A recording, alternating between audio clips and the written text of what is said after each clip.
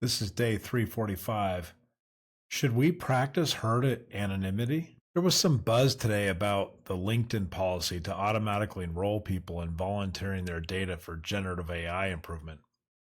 I will share the link at the bottom of an article so you can turn it off if you want to. My reaction was horror. The evil corporation will reach their prying eyes into everything I do and use it against me. Oh no. However, then some reactions started to come in. Many people were shrugging this off as it was no big deal.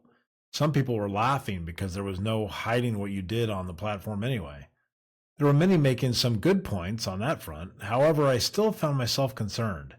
Do I want personal data to be potentially rifled through by a crawling bot hungrily thirsting for more parameters to train with? Made me realize that staying private is really not that easy. Pondering this thought, I started thinking about how I would go about protecting my privacy even if I wanted to. It feels like with all this new automation, the idea of protecting your privacy is almost laughable. Do not get me wrong, I think it's important to protect your privacy and not to do careless and stupid things that can expose you to fraud, theft, or worse. Some things are now considered common sense when living in this digital ecosystem. For example, using the same password for every online site, including your bank account, is probably not the best idea, which unfortunately most people do. So the banks have had to resort to mandatory 2FA to meet regulatory requirements. People are so careless with passwords that implementing a way to thwart potential threats is to require alternative verification. I'm on the board of a privacy company, and they produce a great tool to remove our exposure to agencies that might sell details about us that they collect. This is a great tool, but it only scratches the surface on the number, types, and methodologies to steal our privacy. Seems like, there's a futility for people that try to get off the grid. A few years ago, when I was young and had the energy, I decided to try to remove myself from this grid. Unplug from the matrix. It clearly did not work out very well, seeing as I was recording my words and putting them out on socials. It didn't work very well because obviously here I am recording my words and putting them out on a social channel. I started using VPNs, locked my home down with an aggressive firewall, locked down all my personal computing devices, created a new bank account that only had a small amount transferred every few weeks. This was the account I used to spend money in public places. I created email addresses and separate Google Voice numbers for each vendor I was forced to sign up with. I even assigned apartment numbers to my home address so that when a marketer would send mail to Suite 101, I would know who sold my details.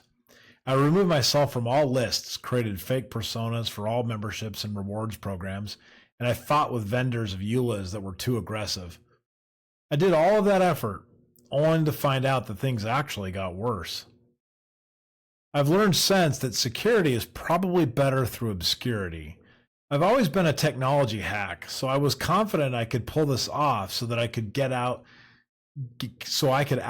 the system. I was wrong. In fact, through my attempt at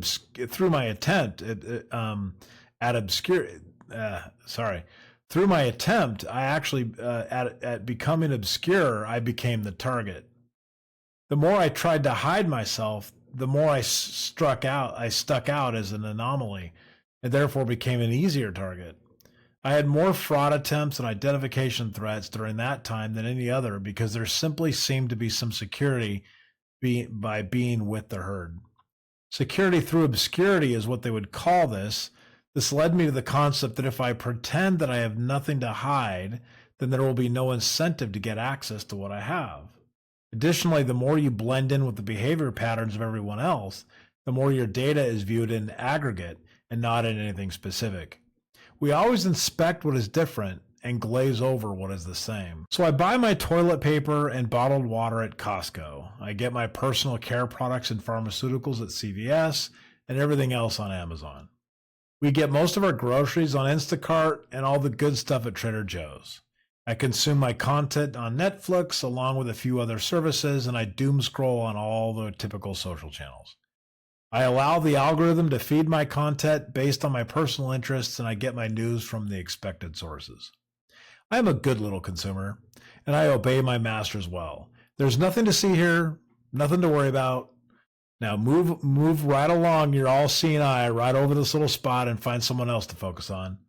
So far, so good. Now, if only I could get the IRS to overlook me.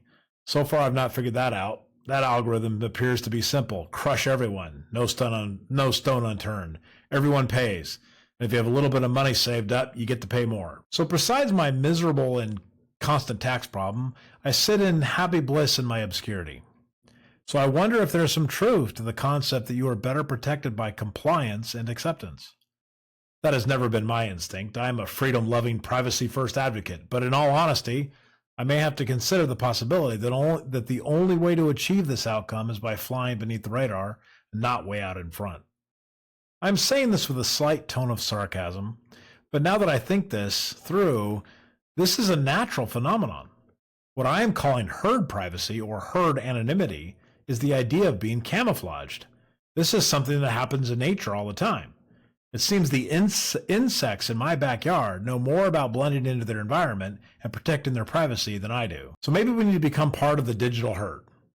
The idea of herd privacy has been on my mind lately. I've always been someone who values personal freedom and the right to privacy, but lately I'm starting to wonder if maybe I've been thinking about it all wrong.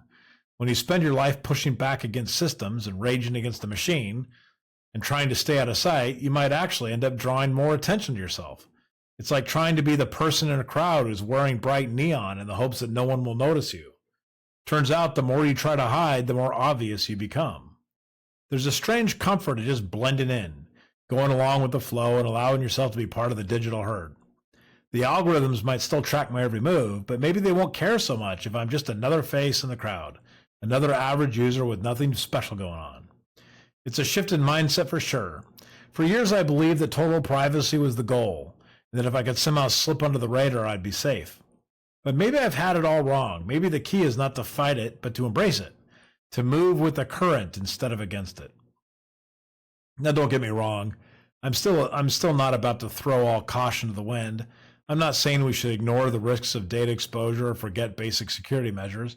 But in this world where everything we do is tracked and every action is part of a larger digital footprint, maybe the secret isn't standing out, but in fading in. By blending into the noise of everyday life, maybe we can achieve a kind of privacy after all. It's a strange thought, but perhaps the most effective way to disappear is simply just to be like everybody else.